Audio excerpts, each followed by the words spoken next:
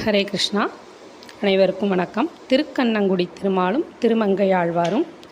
காயா மகிழ். தாகமும் பசியும் ஆழ்வாரை வாட்டி எடுத்தன.